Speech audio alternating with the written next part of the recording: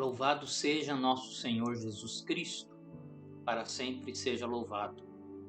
Olá, família Santa Teresa, tudo bem com vocês? Deus queira que sim. Hoje é quinta-feira, dia 2 de setembro, dia de Lectio Divina, aqui na TV Terê, o canal interativo da nossa paróquia no YouTube. Mais uma vez, portanto, somos convidados a mergulhar na palavra de Deus por meio da leitura, da meditação, da oração, do comprometimento de nossas vidas com esta palavra. Então, como nós sempre fazemos, vamos no início de mais esta experiência da Lectio Divina, pedir ao Espírito Santo que nos ajude, que Ele venha abrir a nossa mente, o nosso coração para a santa palavra de Deus. Em nome do Pai, do Filho e do Espírito Santo. Amém. Vamos rezar.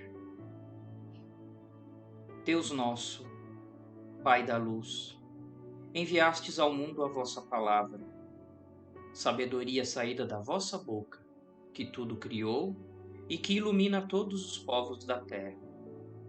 Quisestes que vossa palavra encontrasse casa no meio do povo de Israel, e que através de Moisés, dos profetas e dos salmos manifestasse a vossa vontade e falasse ao vosso povo de Jesus, o Messias.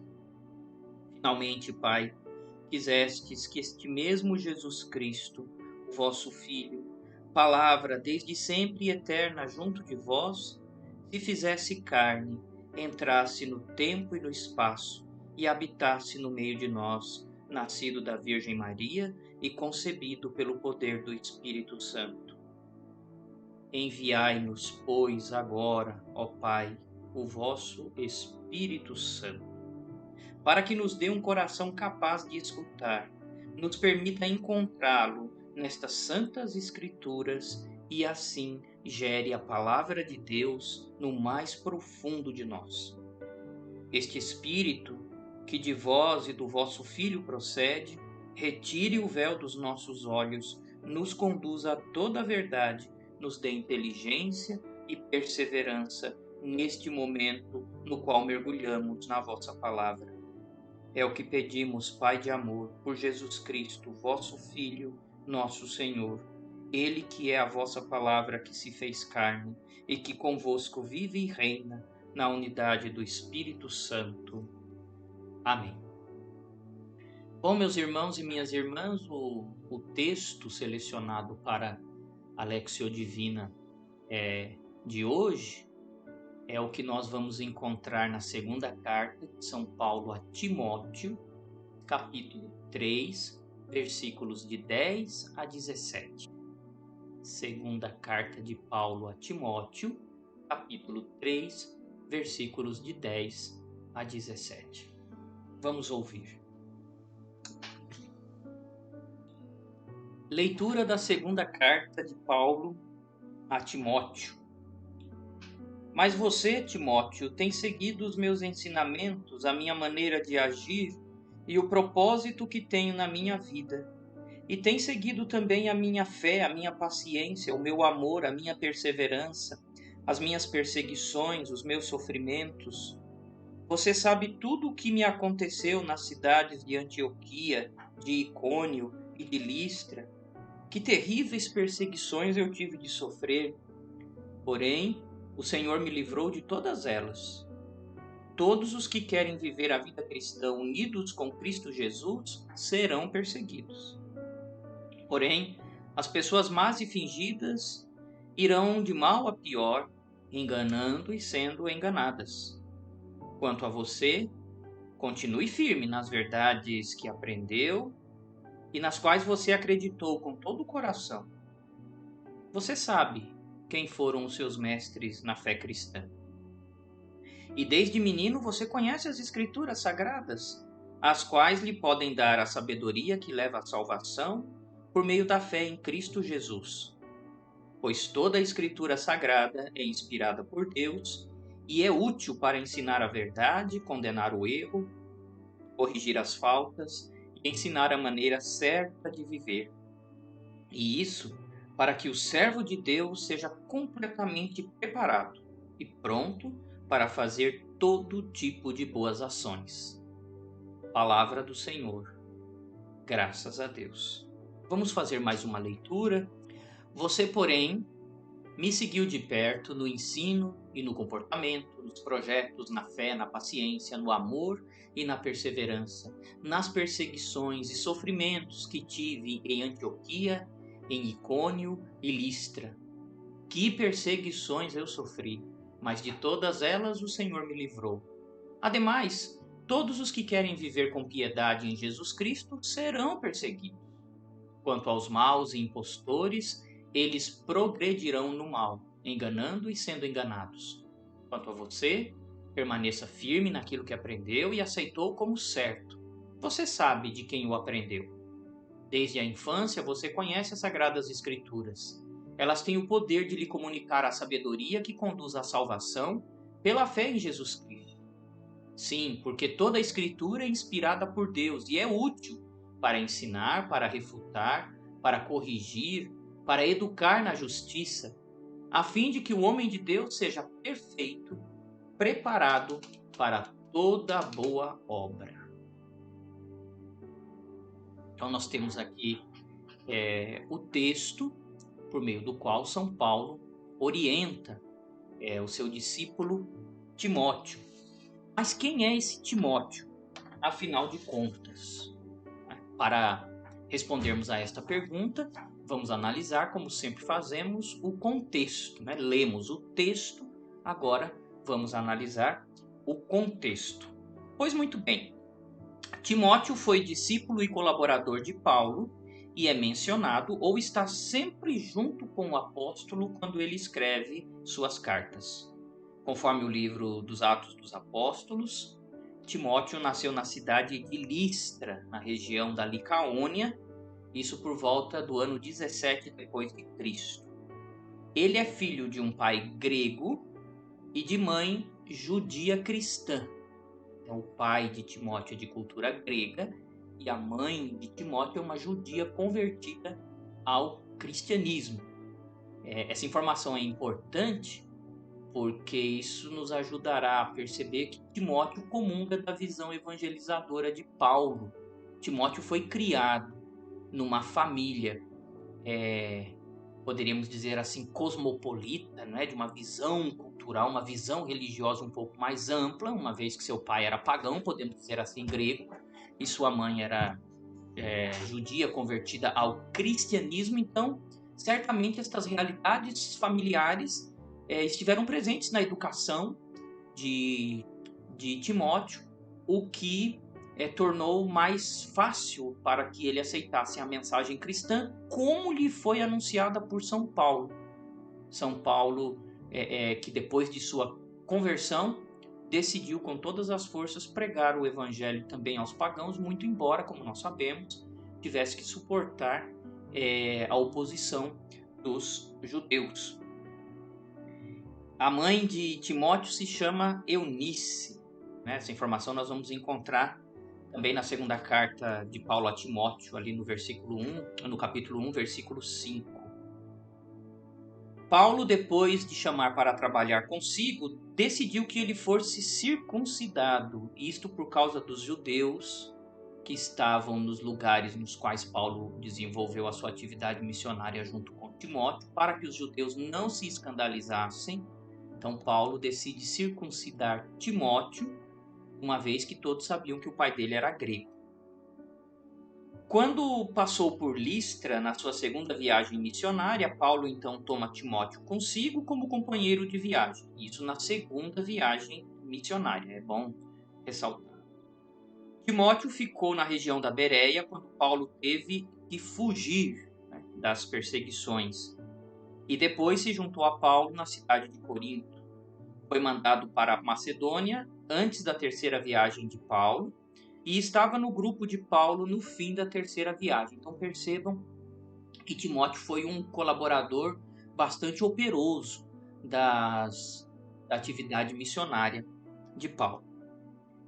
Agora, não mais de acordo com a Bíblia, mas de acordo com as tradições da igreja, Paulo consagrou Timóteo como bispo de Éfeso no ano de 65. Ele teria servido como pastor nesta cidade, né, bispo do povo de Deus, por 15 anos. No ano 80 ou 97, segundo uma outra tradição, Timóteo tentou impedir uma procissão pagã e, em resposta, os furiosos pagãos o atacaram, arrastaram-no pelas ruas e o apedrejaram. No século IV, suas relíquias foram transferidas para a Igreja dos Santos Apóstolos, na cidade de Constantinopla. Então, isso é o que nós sabemos da vida, da missão, do testemunho de São Timóteo. E com relação à segunda carta de São Paulo a Timóteo, nós podemos dizer o seguinte: é uma carta que deixa transparecer a relação pessoal entre Paulo e Timóteo. É uma carta que ela já possui uma característica toda especial, porque ela é endereçada a uma pessoa, não a uma comunidade, não a uma igreja. Nós geralmente conhecemos as cartas de Paulo como sendo endereçadas a igrejas, né? Aos coríntios, aos filipenses, aos romanos, aos tessalonicenses, aos colossenses. Existem, no entanto, algumas cartas que Paulo dirige a pessoas. E duas dessas cartas, né, ou duas dessas pessoas, melhor dizendo, porque são 3 cartas, né? Então 2 dessas pessoas são lideranças da igreja, são pastores da igreja. Que pessoas são essas? Timóteo e Tito. Então Paulo escreve 2 cartas a Timóteo e uma carta a Tito. Porque estas cartas foram escritas para pastores da igreja, para lideranças da igreja, elas são conhecidas pelos estudiosos da Bíblia, desde o século XVIII, estas cartas são conhecidas como cartas pastorais. Então, as 3 cartas pastorais de Paulo são a primeira carta a Timóteo, a segunda carta a Timóteo e a carta a Tito. E esse detalhe, né, essa característica é muito importante, inclusive, para nós entendermos o texto que foi selecionado para a Lectio Divina de hoje. Paulo escreve esta carta para uma liderança cristã. Mas nós vamos nos aprofundar um pouco mais no contexto desta carta e vamos entender melhor todas essas realidades. Paulo está de novo na prisão, agora em Roma, quando ele escreve esta carta, provavelmente por volta do ano 67. As condições são duras, bem diferentes daquela primeira prisão domiciliar, quando ainda podia pregar livremente. Essa informação nós vamos encontrar lá no finalzinho do livro dos Atos dos Apóstolos, capítulo 28. Agora, nesta prisão, o apóstolo se sente só. Ninguém o defendeu no tribunal, de modo que seus dias estão contados e ele se prepara para sofrer o martírio, como de fato aconteceu. Diante do abandono das comunidades, da incompreensão, das torturas e da execução que se aproxima, Paulo continua firme e dá graças. Antes da morte, no entanto, desejaria muito rever seu amado filho Timóteo e confirmá-lo na missão. O que obviamente não pode acontecer, porque ele está preso, então, por causa disso, ele escreve da prisão esta carta para Timóteo. O tema central da carta são as considerações sobre os últimos dias, entendidos aqui como os últimos dias de Paulo e os últimos dias da igreja. Que últimos dias são estes, né? Os dias que a igreja deve passar neste mundo depois da revelação de nosso Senhor Jesus Cristo. Até que a salvação, até que a redenção, né, da humanidade se realize de maneira plena, até que o reino de Deus seja definitivamente realizado, né, construído, edificado sobre a face da terra. Nós, portanto, somos, né, os membros da igreja vivem os últimos dias, entendido a partir desta visão, né, mais ampla da história. É bom explicar isso porque muitas vezes esses termos últimos dias são usados, né, por aqueles milenaristas né, por aquelas pessoas que leem o Apocalipse de maneira muito limitada, né, a dizer século após século, milênio após milênio, que são os últimos dias, que Jesus está voltando, que Jesus está chegando. Muitas vezes esse discurso causa medo no coração das pessoas, porque elas se recusam a entender essa expressão, né, os últimos dias, como sendo os dias que separam, né, a primeira vinda de Cristo e a segunda vinda de Cristo no final dos tempos. Então, como eu ia dizendo, né, trata-se dos últimos tempos de Paulo, prisioneiro, doravante próximo a partir, martirizado. E também se trata dos últimos tempos da igreja, de novo, segundo esta concepção que eu acabei de explicar. Por causa disso, o apóstolo deseja rever Timóteo. Relembra os próprios sofrimentos, como nós lemos, né? Experimenta o conforto de ter combatido o bom combate e a certeza de receber a coroa da justiça. De outra parte, recomenda a Timóteo não se envergonhar do evangelho, mas proclamá-lo com integridade. Tomar cuidado com as palavras vãs de falsos pregadores que aparecerão nos últimos tempos. Mais uma vez, né, um elemento do texto da Lectio Divina de hoje, apresentando falsas doutrinas, esses pregadores apresentando falsas doutrinas. Exorta ainda seu querido discípulo Timóteo a vigiar a si mesmo e manter-se perseverante, mesmo que deva sofrer muito, junto com Paulo, por causa do Evangelho. Tanto Timóteo sofreu que se tornou mártir, não é? Seguiu os caminhos de seu mestre, né, São Paulo, até o fim. Então este é o contexto, não é? O que está por detrás destes versículos que nós escolhemos para a Lectio Divina de hoje. E por que nós escolhemos este texto de modo específico? Ora, meus irmãos e minhas irmãs, todos nós sabemos que setembro é o mês da Bíblia. E a minha intenção ao escolher esta perícope, não é, este trecho da Sagrada Escritura, foi justamente ressaltar esta realidade. Por que a palavra de Deus é importante? Por que a palavra de Deus merece um mês durante a qual ela é celebrada, durante a qual a sua importância é enfatizada? Qualquer pessoa, né, que se diga minimamente cristã, minimamente católica, não precisará nem responder a essa pergunta, né? Para estas pessoas esta pergunta nem cabe. Como assim, Frei? A palavra de Deus é importante para todo aquele que tem fé, é necessária, ela é indispensável e ponto final. Essa é uma pergunta que não se coloca. Mas é sempre bom, por outro lado, né, aprofundarmos a nossa consciência neste sentido. E este é, portanto, o objetivo, né, da Lectio Divina de hoje. Vamos então, como também eu sempre costumo fazer, vamos agora percorrer o texto, não é? Nos seus versículos, fazendo uma meditação, a fim de percebermos como este objetivo, né, da importância da palavra de Deus, como ele pode ser atingido, ou como ele pode ser demonstrado, melhor dizendo, por meio deste texto que nós escolhemos para a Lectio Divina de hoje. Muito bem, então temos aqui os dois primeiros versículos, nos quais Timóteo é apresentado como companheiro fiel de São Paulo. Você, porém, Timóteo, me seguiu de perto no ensino, no comportamento, nos projetos, na fé, na paciência, no amor, na perseverança, nas perseguições, nos sofrimentos que tive de sofrer nas cidades de Antioquia, Icônio e Listra. Quantas perseguições eu sofri, quantos sofrimentos, mas de todas elas o Senhor me livrou.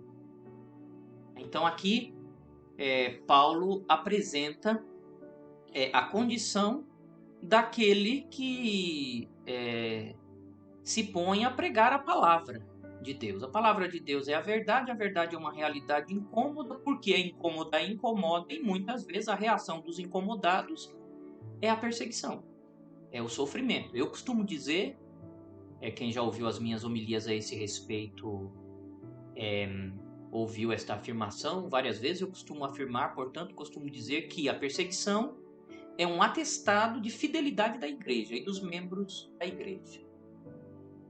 Depois continua São Paulo. Ademais, todos os que querem viver com piedade em Jesus Cristo serão perseguidos. Todos aqueles que querem viver a verdade do Evangelho serão perseguidos. Foi o que eu acabei de dizer, não é? No entanto, quando os maus impostores progredirão no mal, enganando e sendo enganados. Então, nesta primeira parte, né, dos versículos 10 ao versículo 13, é quase como se Paulo estivesse propondo a Timóteo dois caminhos. Olha, meu filho, eu vou embora, você não vai ter mais o seu mestre, eu serei martirizado. Então você tem aqui diante de você o caminho daqueles que vão viver a verdade do Evangelho, a verdade da palavra de Deus, assumindo as consequências disso. E do outro lado você terá o caminho dos maus e dos impostores. Este primeiro caminho, o caminho da verdade, leva à vida. O caminho da mentira faz com que aqueles que o trilhem sigam de mal a pior, progridam no mal, né? Como diz aqui o texto da Sagrada Escritura. Depois, entre os versículos 14 e 17, São Paulo confirma o seu discípulo Timóteo na fé nas Sagradas Escrituras. De fato, diz São Paulo, quanto a você, permaneça firme naquilo que aprendeu e aceitou como verdade, porque você sabe de quem você o aprendeu. São Paulo tem confiança no ensinamento, na doutrina, melhor dizendo, que deixa para seu discípulo Timóteo. E São Paulo tem a convicção de que esta doutrina é a verdade. É aquilo que você aprendeu e aceitou como verdade. De onde vem esta verdade? De onde vem esta doutrina? Continua São Paulo no versículo 15. Desde a infância você conhece as Sagradas Escrituras. Então aqui São Paulo faz quase que como uma relação, né? Identifica como sinônimos a verdade e as Sagradas Escrituras. Se você, Timóteo, não quer caminhar pelo caminho dos maus, quer continuar caminhando pelo caminho da verdade que leva para a vida, então continue sendo fiel à verdade que você recebeu. E esta verdade as sagradas, melhor dizendo, nas Sagradas Escrituras. Esta verdade é as Sagradas Escrituras. E por que elas são tão verdadeiras? Porque elas têm o poder de comunicar a sabedoria que conduz à salvação pela fé em Jesus Cristo. Nas Sagradas Escrituras encontramos a sabedoria que conduz à salvação pela fé em Jesus Cristo. Sabedoria, salvação, fé são realidades, né? São virtudes preciosíssimas que, de um modo geral, né, as pessoas lutam para possuir durante toda a vida. E eu não me refiro aqui apenas a estas virtudes do ponto de vista religioso ou até mesmo bíblico. Me refiro a estas virtudes do ponto de vista humano. Toda pessoa que quer viver minimamente bem esta vida busca sabedoria. Toda pessoa busca salvação. Salvação aqui entendida no sentido de libertação de tudo aquilo que é mal, internamente e externamente. Uma pessoa que é libertada da escravidão, ela é salva. E existem muitas realidades que nos escravizam. Tanto subjetivamente, porque estão dentro de nós, quanto objetivamente, porque estão fora de nós. Percebam aqui que eu nem estou usando o conceito de salvação do ponto de vista cristão, do ponto de vista religioso, mas do ponto de vista humano. E toda pessoa busca também viver a vida com fé. Aí vocês dirão, mas Frei, a fé é um elemento exclusivamente religioso. Não, a fé é uma virtude humana, antes de ser religiosa. É claro, ela foi elevada, né, a sua mais alta expressão pela religião. Mas a fé é, antes de qualquer coisa, uma virtude humana. Eu costumo dizer, quem coloca o celular para despertar no dia seguinte precisa ter fé. Precisa ter fé, é um ato de fé. Você não sabe se você vai morrer à noite. Né? Percebe? Então, quando nós fazemos planos, projetos de, de médio e de longo prazo, isso é um ato de fé. Fé no futuro, fé na minha saúde, fé nas minhas capacidades, nas minhas habilidades, que me permitirão concretizar todos esses projetos. Né? Diante da ideia da morte, diante da ideia da nossa mortalidade, acima de tudo, a fé é absolutamente necessária. Sem fé a gente não levanta nem da cama. E o que é que São Paulo está dizendo? Que nas Sagradas Escrituras, Timóteo e todos nós podemos encontrar todas essas virtudes no seu mais alto grau. De novo, né? São Paulo no capítulo 15, as Sagradas Escrituras têm o poder de lhe comunicar a sabedoria que conduz à salvação pela fé em Cristo Jesus. Isto porque, versículo 16, toda a Escritura é inspirada por Deus e é útil para ensinar, para refutar, para corrigir e para educar na justiça.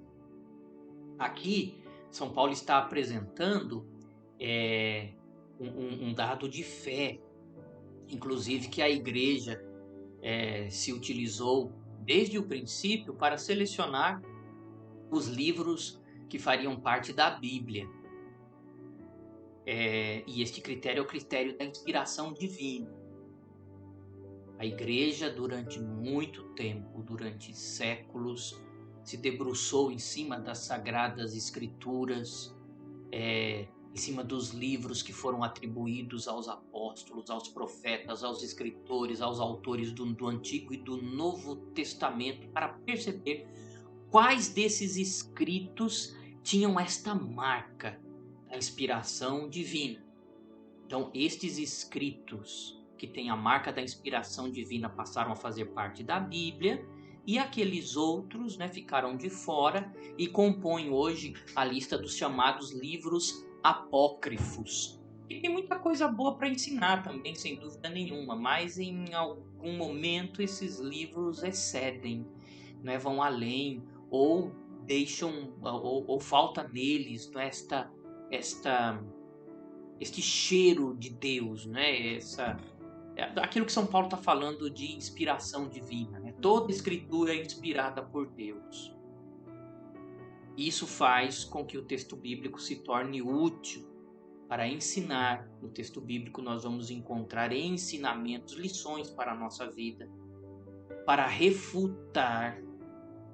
E refutar é a capacidade daquele que, tendo a verdade na qual acredita confrontada, ele tem também elementos para se contrapor a este confronto.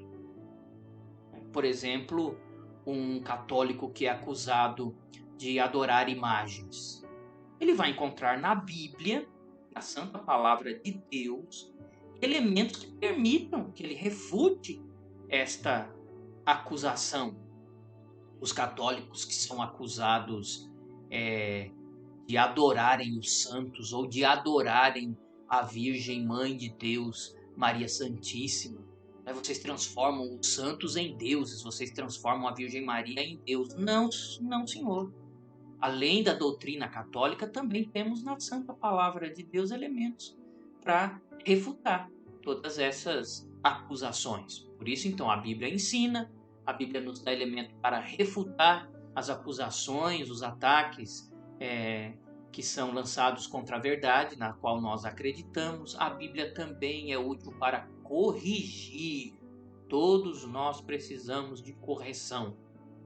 Mas essa correção da Santa Palavra de Deus exige a abertura do nosso coração. Eu escrevi o artigo para o jornal da nossa paróquia, o Bibi, agora do mês de setembro, e eu apresento esse elemento. Né? A palavra de Deus deve ser lida com fé, com abertura de coração. Não pode ser apenas a leitura, como se eu fizesse a leitura de um belo texto literário, poético, de uma historinha, de um romance, ou mesmo de um texto teórico. Não, a Bíblia só corrigirá os nossos passos se nós a lermos se nós a escutarmos como verdadeira palavra de Deus. É Deus quem está me falando por estas palavras inspiradas. Se isso acontecer, aí eu vou permitir que a minha vida seja corrigida. Finalmente, de São Paulo, a Sagrada Escritura também é útil para educar na justiça. Educar na justiça. Como isso tem feito falta, meus irmãos, nos últimos tempos, minhas irmãs. Como esta educação na justiça, ela tem faltado no nosso país, como ela tem faltado na consciência dos cristãos, dos católicos. Então é preciso ser muito humilde diante da palavra de Deus e deixar que ela nos eduque na justiça, principalmente os santos evangelhos. A vida de Cristo, o testemunho de Cristo, as palavras de Cristo que estão ali consubstanciadas nos santos evangelhos, como elas nos educam na prática da justiça. Talvez seja por isso que tenha tanta gente que relega em toda a Bíblia, né, o Evangelho ao segundo plano. Né? Tem gente que adora o Antigo Testamento, adora as cartas de Paulo, sobretudo, não é? Mas dão aos Evangelhos um caráter quase que secundário na Santa Palavra de Deus. Tenho certeza que muitos de vocês até ficam admirados ao ouvir isso. Mas, Frei, pelo amor de Deus, os Santos Evangelhos são os livros centrais de toda a Bíblia. Eu sei disso, mas tem muito cristão, ou tem muitas pessoas que se dizem cristãs que não sabem. Por quê? Porque o Evangelho, ele nos educa na justiça, na prática da justiça, e isso incomoda muita gente. Querem um exemplo? Um país como o nosso, por exemplo, no qual muitas pessoas estão aí pregando a proliferação de armas. Não, porque eu tenho que me defender, porque como se isso não fosse papel do Estado, não é? Existe um pacto social que dá ao Estado o dever de proteger os cidadãos. Se as coisas têm que caminhar certas, o Estado tem que promover isso. Mas enfim, muitas pessoas, né, defendem isso com todas as leis, e aí vão ler lá no Evangelho, não é? Jesus dizer: se alguma pessoa te bater no lado direito do rosto, ofereça também o esquerdo. Se eu sou educado na justiça por essas palavras do Santo Evangelho, eu tenho que rever a minha posição de pessoa, por exemplo, que defende a proliferação de armas de fogo. Que, diga-se de passagem, né, leis desse tipo em nenhum lugar melhoraram os índices de criminalidade e de homicídios, muito pelo contrário. Mas aí é só para fazer um parêntese para exemplificar como o Evangelho pode nos educar na justiça. E o último versículo, não é? O versículo 17, neste versículo, São Paulo conclui revelando para que tudo isso, né? Para que, afinal de contas, não é? Ler a palavra de Deus, ser educado pela palavra de Deus, ser corrigido, ensinado pela palavra de Deus. Para que, afinal de contas?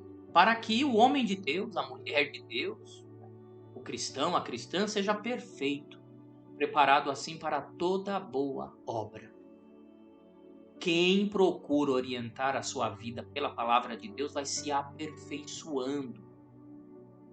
Santa Teresa, a nossa padroeira, escreveu um livro chamado Caminho de Perfeição. Alguns autores chamam de perfeição, a igreja também costuma chamar de santidade. Todos nós somos chamados a sermos santos. Por quê? Porque ser santo é ser imagem e semelhança de Deus. A Bíblia diz que nós somos criados assim, somos imagem e semelhança de Deus. O mal e o pecado tentam tirar de nós as características que nos tornam imagem e semelhança de Deus. É preciso reconquistar, com a ajuda da graça de Deus, estas características, essa condição existencial, melhor dizendo. E a santa palavra de Deus nos ajuda neste caminho de perfeição, neste caminho de santificação. Ouso dizer, aliás, com a igreja, que ninguém se santifica sem o apoio da palavra de Deus, sem ser cada vez mais conhecedor da palavra de Deus, sem mergulhar cada vez mais na palavra de Deus. E a partir destas afirmações, meus irmãos, eu gostaria de terminar esse momento de meditação, deixando para vocês, portanto, uma provocação. Até que ponto cada uma de nós pode dizer que nossa vida é inspirada pela palavra de Deus, é conduzida pela palavra de Deus? Qual é a importância da palavra de Deus na minha vida? Posso dizer que a minha existência se define em muitos aspectos por esta palavra? A partir daí a gente pode fazer uma avaliação da própria existência e pode durar todo este mês de setembro de maneira toda especial. No mês da Bíblia, somos convidados a refletir até que ponto a Bíblia é importante na nossa vida, na vida de cada um, de cada uma de nós. E é neste sentido que nós vamos terminar rezando, pedindo a Deus que nos conceda esta graça, né, de caminhar nos caminhos da justiça, da perfeição, da santidade, tendo a palavra de Deus como luz para os nossos pés, lâmpada para o nosso caminho. Vamos terminar rezando o Salmo 18. Hino a Deus, Senhor da lei, a lei de Deus, a palavra de Deus. Diz o salmista: a lei do Senhor Deus é perfeita, um conforto para a alma. O testemunho do Senhor é fiel, sabedoria para quem é humilde. Os preceitos do Senhor são precisos, alegria para o coração. O mandamento do Senhor é brilhante, para os olhos é uma luz. É puro o temor do Senhor, imutável para sempre. Os julgamentos do Senhor são corretos e justos igualmente. Mais desejáveis do que o ouro são eles, do que o ouro refinado. Suas palavras são mais doces que o mel que sai dos favos. E vosso servo, instruído por elas, se empenha em guardá-las. Mas quem pode perceber todas as suas faltas? Perdoai, Senhor, as que eu não vejo. E preservai o vosso servo do orgulho, que ele nunca domine sobre mim. E assim purificado, eu serei preservado dos delitos mais perversos. Que vos agrade, Senhor, o cantar dos meus lábios e a voz da minha alma, que ela chegue até vós, ó Senhor, minha rocha e meu Redentor. Glória ao Pai, ao Filho e ao Espírito Santo, como era no princípio, agora e sempre. Amém. Muito obrigado a você que esteve comigo em mais esta edição da Lectio Divina.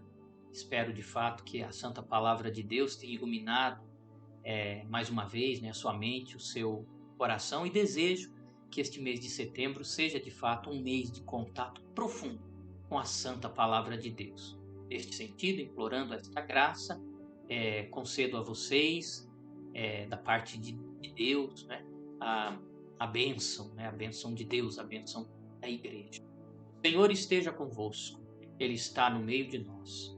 Abençoe-vos, Deus Todo-Poderoso, o Pai, Filho e Espírito Santo. Amém. Fiquem todos em paz, saúde, cuidem-se e até o nosso próximo encontro, se Deus quiser. Até mais.